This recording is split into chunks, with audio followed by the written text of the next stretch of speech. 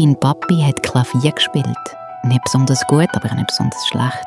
Aber auf jeden Fall laut. Laut genug, damit er dich nicht hört. Das ist seine Tür zum Musikzimmer. Du bist oft davor gestanden, hast geklopft. Niemand hat aufgemacht.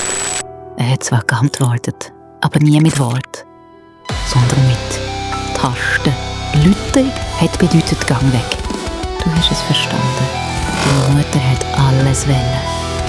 Jeden Kuss, jedes «Ich liebe dich», auch wenn du das gar nicht gefühlt hast.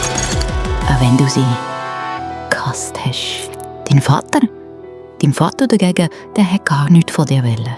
Kein Problem, kein Gefühl, keine Verantwortung. Und du bist dazwischen gestanden.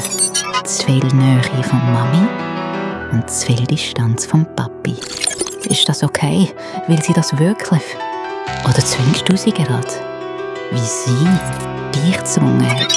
Das Musikzimmer. Da hat er sich versteckt. Vor Mami. Vor dir. Vor allen.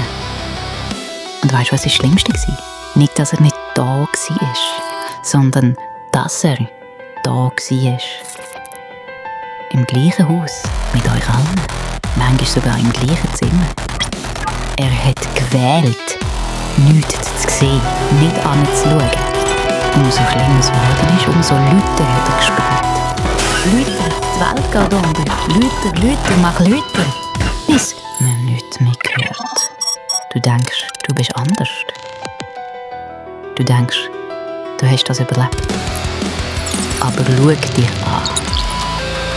Du reibst deine Hände. Was willst du denn abwaschen, Simon? Die Küsse, die du ihr hast müssen geben. Die Umarmungen, die sich so falsch angefühlt haben. Was heisst schon falsch? Grusig sind sie gewesen. Oder deine Schuld. Dass du es nicht verhindert hast. Deine Mutter, die immer zu viel wollte. Und dein Papi, der gar nichts wollte. Aber schau dich jetzt an, Simon. Du bist keinem von beiden entkommen. Du bist beide. Gell? Da ist noch Hases in deinem Herz.